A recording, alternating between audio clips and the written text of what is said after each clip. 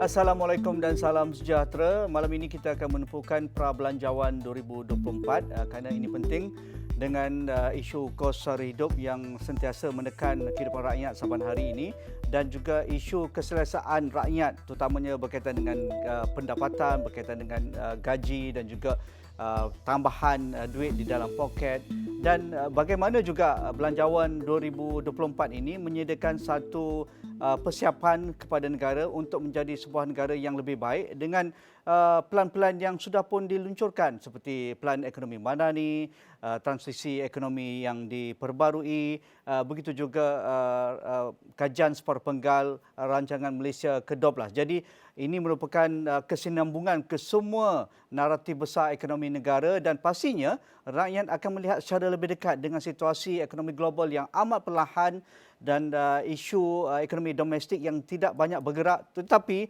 angka-angka yang menunjukkan ada kelegaan dari aspek angka inflasi, pengurangan ataupun isu pengangguran, berkaitan dengan kos harga barang dan sebagainya. Jadi Prof. Madya Dr. Iwan Shah Zainal Abidin, Pusat Kajian Ekonomi Kewangan dan juga Perbankan Universiti Utara Malaysia sudah pun bersedia dan seorang lagi rakan kita Saudara Muhammad Yusrizal Yusof, Presiden Persatuan Pengguna Kedah ataupun KIK. Assalamualaikum Dr. Irwan dan juga Cik Yus, apa khabar? Waalaikumsalam. Khabar baik, alhamdulillah. Okey, bagi Cik Yus sendiri, apa yang ekspektasi ataupun harapan penting yang diletakkan oleh rakyat dalam Belanjawan 2024 ini? Okey, buat masa sekarang ini apa yang dihadapi oleh rakyat secara keseluruhan adalah aspek kepenggunaan. Kalau ikutkan pada tahun 2020, hujung tahun 2022 memasuki 2023, sememangnya isu harga barang keperluan asas dan kos sara hidup tu agak menekan pengguna di seluruh negara. Kalau kita tengok di media-media sosial, kita tengok di rungutan-rungutan pengguna dan juga peniaga-peniaga kecil sendiri pun, mereka agak terbeban dengan perbelanjaan harian mereka. Hari ini kita tengok kuasa membeli dah menjadi kurang disebabkan ketidakseimbangan antara barangan keperluan asas dan juga nilai pendapatan pengguna.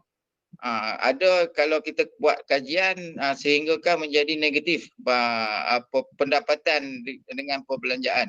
Ini menyebabkan kurangnya kuasa membeli pengguna dan impaknya kepada keseluruhan ekonomi, termasuk ekonomi kecil. Dan kalau ikutlah selalunya kita berbincang mengenai belanjawan ini, kesenjangan antara pendapatan yang paling bawah dan yang paling atas itu kita tengok semakin melebar. Disebabkan ada pihak-pihak tertentu saja yang mengambil kesempatan ke atas kedesakan situasi ini dan juga yang miskin bertambah miskin. Jadi apa yang kita harapkan di dalam belanjawan ini adalah untuk meningkatkan sektor ekonomi di mana secara terus terangnya kita beritahu bahawa hari ini pendapatan hari ini dah tidak relevan lagi. Perlu dipertingkatkan pendapatan rakyat iaitu gaji minimum dan juga harga untuk barang-barang keperluan asas ini semakin meningkat dan ada teknikal tertentu yang menyebabkan harga ini naik.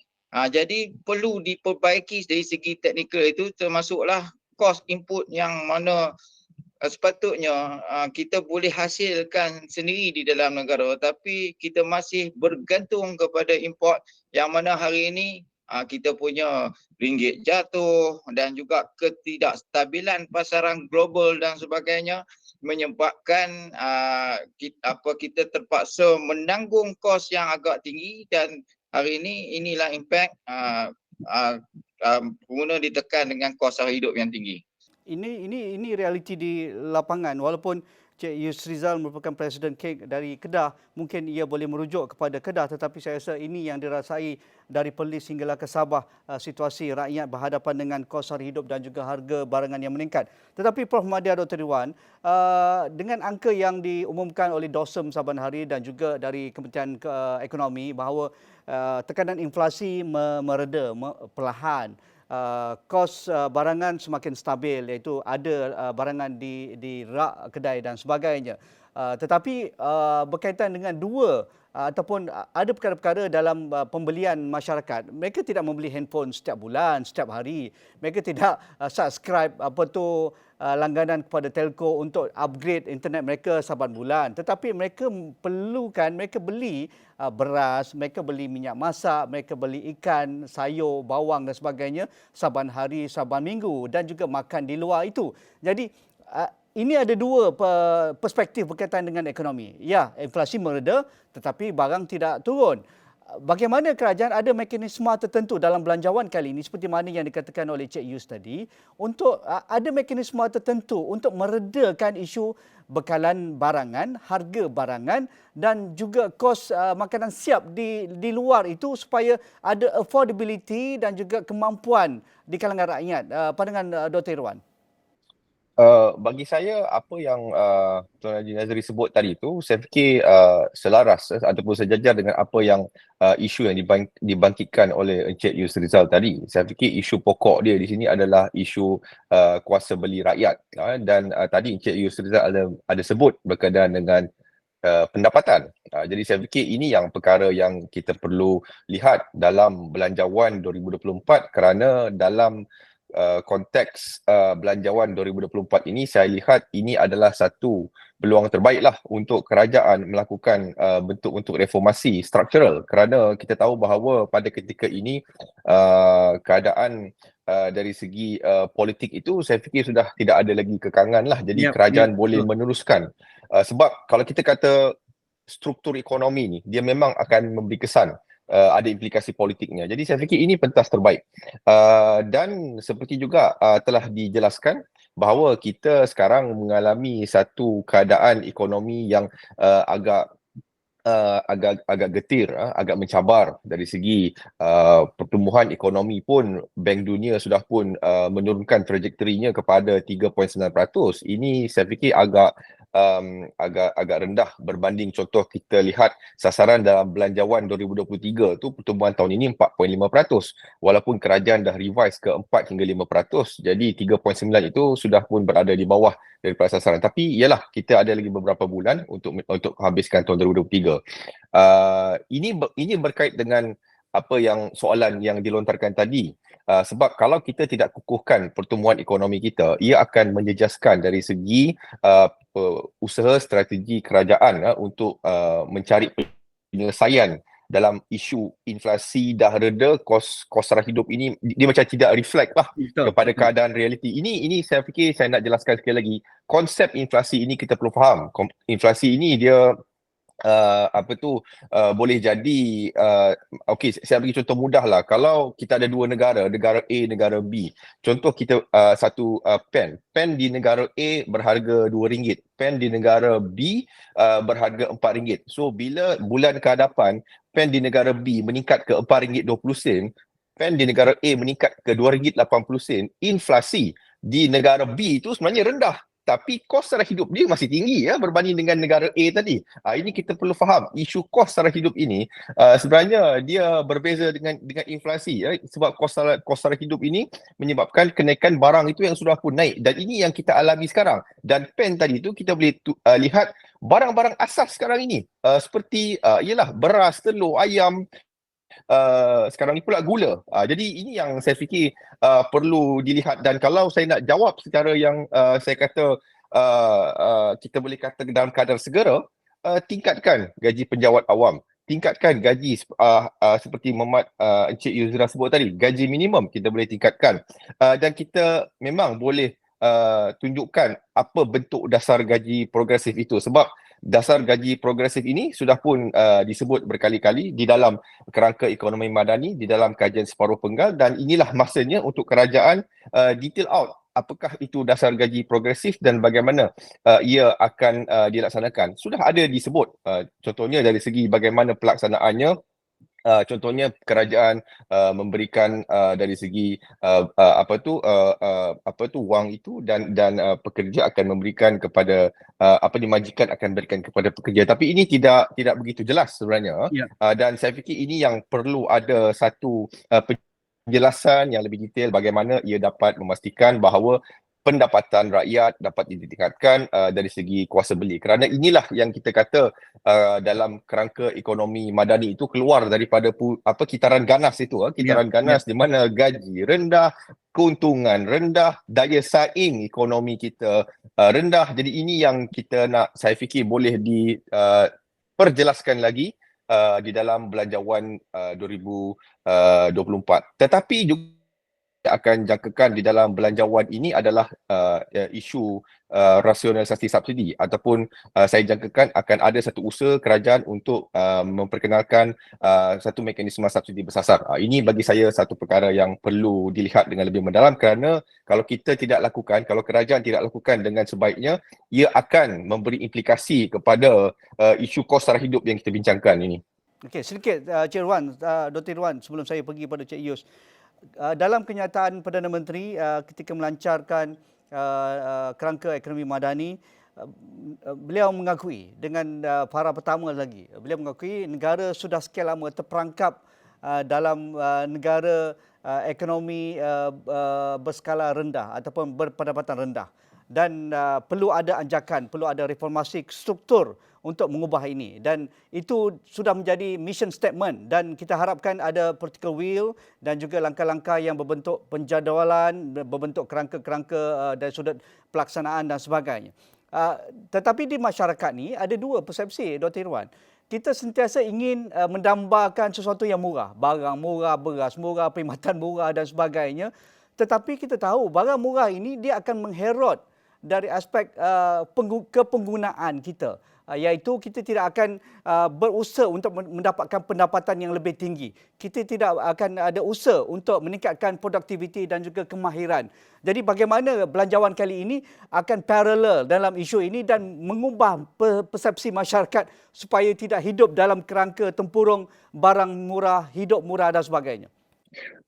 Saya ada beberapa komen yang saya nak sebut. Pertama sekali, bila saya maksudkan harga barang murah ini, saya melihat kepada satu usaha struktural untuk meningkatkan kecekapan dalam ekonomi. Saya fikir bila kita kata harga barang kita nak rendahkan ini, maksud dia adalah bila ekonomi cekap. Bila ekonomi menjadi cekap, maksud dia tidak ada, kita boleh address isu orang tengah, isu monopoli. Jadi maksud dia bila ada persaingan yang sihat, jadi harga itu boleh dikurangkan dan akhirnya rakyat boleh mendapat produk yang lebih baik sebab adanya persaingan. Jadi itu yang saya maksudkan bila saya lihat keperluan bagi kerajaan untuk mencari satu penyelesaian yang lebih struktural. Begitu juga dari segi bila kita kata apa yang kita cuba mungkin kerajaan cuba pastikan, kita nak harga barangan ini bukan kita kata dari segi ia dikurangkan. Maksud dia di sini, bila kita kata isu kos sara hidup ini, dia berkait dengan pendapatan dengan kos kehidupan itu. Jadi isu dia di sini adalah bagaimana kita nak pastikan pendapatan melebihi kos kehidupan. Jadi bila pendapatan melebihi kos kehidupan, saya fikir banyak isu-isu yang kita bincangkan ini dapat diselesaikan tanpa kita begitu terlalu mengganggu dari segi proses pasaran dalam ekonomi. Jadi ini yang saya fikir kerajaan perlu lihat dan pastikan bahawa contohnya selain daripada kita nak mengawal harga itu, bantuan-bantuan yang diberikan pun lebih bersasar. Ini pun satu perkara yang saya fikir penting untuk kita lihat dari segi bagaimana kita nak pastikan bahawa golongan-golongan yang memerlukan bantuan itu dapat bekalan-bekalan yang diperlukan dalam harga yang rendah. Harga yang rendah sini dalam arti kata mungkin mereka boleh mendapat bantuan dan juga ada harga yang kita kata di bawah pasaran. Yang mana ini boleh dilakukan apabila ia disalurkan secara yang mereka yang memerlukan. Jadi isu dia bukannya kita tak mau lagi bantu, tidak ada subsidi, tidak ada lagi kawalan harga, tetapi kita nak yang kita kawal itu siapa yang kita bantu itu patut mendapat bantuan. Jadi contoh kalau kita nak bagi bantuan dari segi beras ke ataupun minyak masak itu, jadi biarlah itu betul diberikan kepada rakyat Malaysia dan yang memerlukan. Bukannya mereka yang kaya pun boleh beli, lepas tu pekerja luar warga asing pun juga dapat akses kepada perkara ini.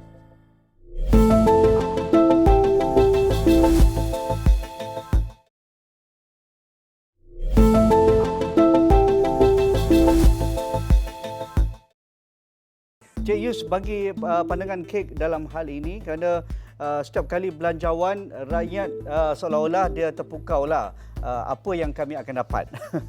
Apa rakyat B40 akan dapat, M40 akan dapat, T20 akan dapat. Bagi mereka yang bekerja, adakah kerajaan ada insentif baru berkaitan pelepasan cukai dan sebagainya. Tetapi bagi pengguna lah secara keseluruhannya dalam keadaan ekonomi yang getir dan cabaran yang besar ini, apa lagi yang dirasakan oleh Cik Yusrizal akan menjadi perhatian rakyat dalam pra-belanjawan ataupun dalam pembentangan belanjawan kali ini? Okey, hasil daripada kajian kita bertanya kepada ramai pengguna, bila belanjawan yang 2024 ini nak diumumkan, apa yang diharapkan oleh rakyat? Apa yang diharapkan oleh rakyat adalah pertambahan pendapatan mereka. Itu yang paling penting sekali disebabkan hari ini paras pendapatan yang ada pada hari ini memanglah tidak mencukupi, tidak selari dengan kenaikan kos-kos barang. Kalau kita tengok, kalau saya ambil aspek yang lebih luas lagi, kalau kita tengok dari sudut pemakanan pun macam Prof cakap tadilah, telur, ayam, beras, memanglah ini pun dah semakin meningkat. Kalau nak tengok, saya dah 20 tahun di dalam Persatuan Pengguna Kedah ni. Kita tak boleh mengelak daripada kenaikan harga barang, keperluan ini. Saban tahun mesti berlaku kenaikan. Jadi kalau kita tengok dari sudut ini, kerajaan perlu bersedialah apa yang tindakan hendak dilakukan untuk kita mencukupkan rakyat kita untuk dapat membeli barang-barang keperluan ini. Okey, di samping daripada peningkatan pendapatan, perlu ada kawalan terhadap harga-harga ini. Bagaimana nak mengawal harga-harga ini? Perlu ada satu tindakan mengawal aktiviti-aktiviti kartel dan monopoli ini. Ini sangat-sangat diharapkan oleh rakyat. Disebabkan hari ini di mulut rakyat, kartel monopoli. Tapi kita tidak ada satu tindakan lagi. Walaupun berubah beberapa kerajaan pada hari ini, tapi isu ini masih ada di pasaran.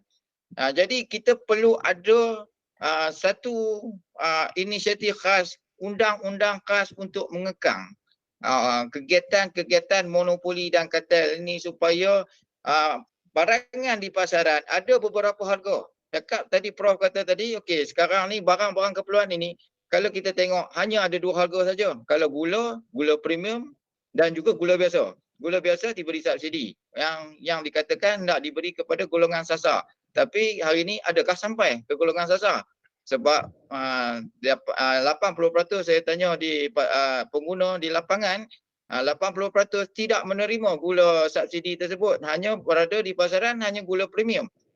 Termasuk juga beras tempatan RM26. Beras import RM44 untuk 10 kilogram. Tetapi di manakah beras tempatan? Jadi inilah yang dinyatakan oleh Prof tadi, sampai atau tidak sampai, sememangnya tidak sampai. Apa yang diharapkan oleh kita bahawa barang-barang keperluan ini termasuklah semua sekali pengangkutan awam, rumah, sewa-sewa rumah dan sebagainya, supaya pengguna dan rakyat Malaysia ini cukup untuk mereka menghadapinya. Disebabkan sebelum ini kalau tengok belanjawan, rakyat tunggu dulu bantuan daripada kerajaan. Mungkin ada cash diberikan kepada rakyat. Tapi hari ini saya ingat mungkinlah kerajaan Madani ini mungkin tidak ada cash untuk diberikan, tetapi kalau tidak diberi cash pun lebih baik meningkatkan pendapatan rakyat dan juga kawal harga. pengawalan harga ini sangat penting. Kuatkuasakan undang-undang sedia ada dan juga perdagangan dalam negara ini perlu diperbaiki bagi saya, disebabkan penyaluran subsidi ini berlaku beberapa ketirisan. Kalau kita tengok beras sendiri pun dia ada subsidi tertentu diberikan kepada pihak-pihak yang sepatutnya tidak diberikan. Akhirnya sampai di pasaran, pengguna tetap membeli harga yang tinggi. Jadi ini perlu diperbaiki dalam rangka ekonomi belanjawan 2024. Bagi Dr. Irwan, dalam hal mengawal harga bagi peniaga dan juga syarikat, mereka tidak favor lah kepada kawalan harga ini. Mereka mahukan pasaran bebas mengikut supply and demand. Itulah sepatutnya berlaku. Tetapi kerajaan kerana ingin mengurangkan kos rakyat terpaksa mengawal harga. Mungkin yang bermusim itu tak ada masalah, Hari Raya Cina, Hari Raya Aidiladha, Aidilfitri dan sebagainya. Tetapi untuk mengawal sepanjang tahun, ia akan mengherot perniagaan. Tetapi dari aspek satu dari aspek subsidi itu, yang dikatakan subsidi minyak masak, subsidi gula, subsidi beras tempatan putih dan sebagainya. Kalau kita lihat harga ataupun jumlah peruntukan subsidi yang diberikan oleh kerajaan kepada untuk disalurkan kepada golongan sasar ini berbilion ringgit saban tahun. Tetapi kita tahu yang belinya peniaga-peniaga, yang belinya ada kumpulan tertentu yang sudah memonopoli dan sebagainya. Dan akhirnya subsidi itu tidak sampai ataupun tidak dirasai dan akhirnya kerajaan hilang berbilion ringgit saban tahun. Belum cerita tentang import barangan makanan yang menghampiri 30 bilion itu. Jadi di mana mekanisme yang boleh kita tunggu dan akan diumumkan dalam belanjawan kali ini supaya ada langkah yang lebih proaktif kerajaan nak menolong mereka yang rentan, dalam masa yang sama masyarakat keseluruhan mendapat harga yang adil, pendapatan yang munasabah dan ada struktur baru untuk mengelakkan rasuah, mengelakkan ketirisan dan juga kita punya subsidi ini sampai ke seberang negara jiran dan sebagainya. Isu subsidi bersasar ini kita kena bagi clear lah. Ini bukan benda baru dan kita pun dah cakap benda ni dah lama dan sebenarnya beberapa tahun lepas, tahun 2012, 2014 kita pun sudah melaksanakan bentuk subsidi bersasar.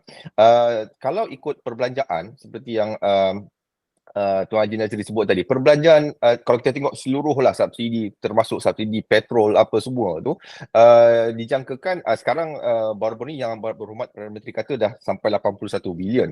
Tapi kalau kita jangka harga minyak dunia lagi meningkat sehingga 100 bilion satu tong US dollar, dia boleh mencecah sehingga 100 bilion ringgit dari segi jumlah perbelanjaan subsidi. Jadi kita memang tidak nafikan bahawa keperluan untuk melakukan subsidi bersasar. Tapi kita nak lakukan subsidi bersasar ini bukannya kita kata sekarang sebab keadaan masalah kita punya hutang semakin meningkat dan sebagainya, sebab kita lihat Ketua Audit Negara sendiri pun dah katakan bahawa kedudukan kewangan kita masih stabil. Isu dia sekarang ni adalah kita nak pastikan pengurusan ekonomi yang lebih baik. Jadi maksud dia kita nak bagi bantuan, itu biarlah bantuan kepada mereka yang memerlukan. Kita tidak boleh bagi kepada secara yang blanket kerana ini adalah sesuatu keadaan yang ini tidak produktif dan tidak bagus kepada ekonomi sekarang dan juga di masa hadapan kerana dia memberikan insentif dan juga signal yang salah kepada ekonomi dan juga prospek pelaburan di masa depan. Jadi sebab itu kita perlu mencari mekanisme. Isu mekanisme apa yang terbaik inilah saya fikir perkara yang ditunggu-tunggu. Sebenarnya saya dah menanti benda ni semasa pelancaran kerangka ekonomi madani lagi. Saya menunggu lagi di bawah kajian separuh penggaran rancangan Malaysia ke-12. Saya tak tunggulah di bawah Pelan Hala 7 Peralihan Tenaga dan Pelan Induk Perindustrian sebab ini lebih kepada sektor spesifik. Tapi dalam kajian separuh penggal pun ada disentuh tetapi tidak ada detail je. Jadi saya percaya belanjawan 2024 ini perlu ada detail dan juga satu dokumen yang kita boleh rujuk dan kita boleh analisa. Sebab sekarang ini yang kita dengar hanyalah statement kenyataan daripada menteri, timbalan menteri. Contohnya ada disebut untuk subsidi minyak masak tu kita nak menggunakan sistem ID. Sekali lagi, apabila kita perkenalkan sesuatu, dia mesti ada dia punya isu, mungkin ada dari segi kesan sampingan dia dan sebagainya. Sebab itu kita perlu ada perancangan. kita perlu lihat bagaimana jangkaan ia dilaksanakan dan siapa yang akan mendapat faedahnya dan siapa yang akan dijangka akan mendapat masalah dan apakah mungkin setback yang mungkin akan berlaku. Contohnya kalau kita nak laksanakan sistem ID yang macam mana? Adakah kita nak gunakan ID dari segi ada satu sistem ID baru ke ataupun kita nak gunakan yang sedia ada ke, guna kita punya IC my card ke ataupun nak guna MySejahtera ke. Tapi kalau kita nak lakukan macam ni, bagaimana? Adakah ini mungkin akan menjadikan berlakunya satu mungkin black economy ataupun dari segi ekonomi bayangan yang kemungkinan akan berlaku, dan apakah mekanisme kerajaan untuk mengatasi masalah ini? Ini yang perkara yang kita terpaksa spekulasi pada ketika ini kerana tidak ada penjelasan yang jelas. Ada juga dikatakan di pihak menteri bahawa model ini, mekanisme ini sudah ada dan akan dibincangkan. Sepatutnya ia perlu diperjelaskan. Contohnya kalau kita lihat pengalaman yang kita lakukan dahulu, kalau subsidi bersasar dari segi petrol, kita pernah apungkan pada tahun saya fikir 2014 dululah, kita guna mekanisme pengapungan. Mekanisme pengapungan ini pun dia ada banyak jenis. Kita nak guna terkawal ke ataupun mekanisme pengapungan yang sepenuhnya, dan mekanisme pengapungan terkawal pun macam mana dia punya pelaksanaan. Dahulu kita buat secara mingguan. Ada juga pelaksanaan secara harian, ada juga pelaksanaan secara bulanan. Setiap pelaksanaan ini dia memberi kesan kepada pengguna, memberi kesan kepada peniaga. Jadi dia perlu ada satu titik tengah yang membolehkan pengguna, peniaga boleh bersetuju. Kerana kemungkinan contoh kalau kita guna mekanisme harian, mungkin peniaga tak suka, pengguna suka, ataupun mingguan peniaga pula yang tak suka, ataupun peniaga suka, pengguna tak suka dan sebagainya. Ini perlu ada satu penjelasan yang lebih menyeluruh. Dan kalau kita nak cuba menggunakan mekanisme pengapungan yang sepenuhnya tu macam kita tengok dekat luar negara lah. Jadi mungkin minyak tu, setiap stesen minyak akan tentukan harga dia. Benda ni tidak jelas. Jadi sebab itu sama juga dari segi subsidi minyak masak yang disebutkan tadi, ataupun nanti kalau kita nak laksanakan subsidi beras ke ataupun subsidi elektrik. Jadi ini semua perlu bagi saya ada penjelasan, dan kita nak tahu juga jangkaan penjimatan yang akan diperolehi dan di mana duit tambahan ini akan diagihkan. Ini pun perkara yang kita tidak boleh memberikan kenyataan sebegitu saja. Jadi kita kena jelas, duit ini diagihkan ke mana? Duit ini digunakan untuk apa selepas kita mendapat penjimatan daripada subsidi yang lebih bersasar ini? Mungkin kita boleh bagi dari segi bantuan tunai, dari segi mungkin ataupun kita boleh guna sistem voucher, sistem kupon untuk mungkin beli barangan-barangan yang apa kita kata, barangan-barangan asas dan sebagainya. Jadi banyak perkara yang sebenarnya perlu diperjelaskan di dalam Belanjawan 2024 ni. Kalau tidak ada, kita hanyalah spekulate. Kita tidak boleh kata kena tunggu padu tahun hadapan.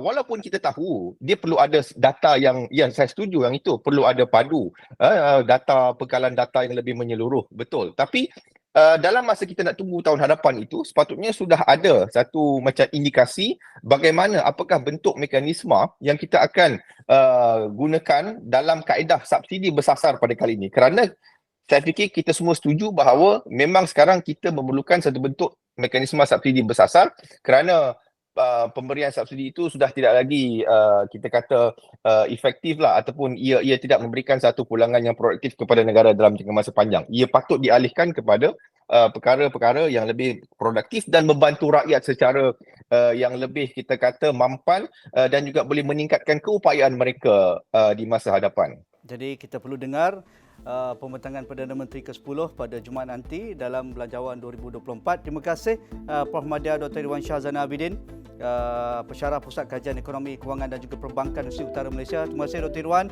Terima kasih Saudara Muhammad Yusrizal Yusof, Cik Yus.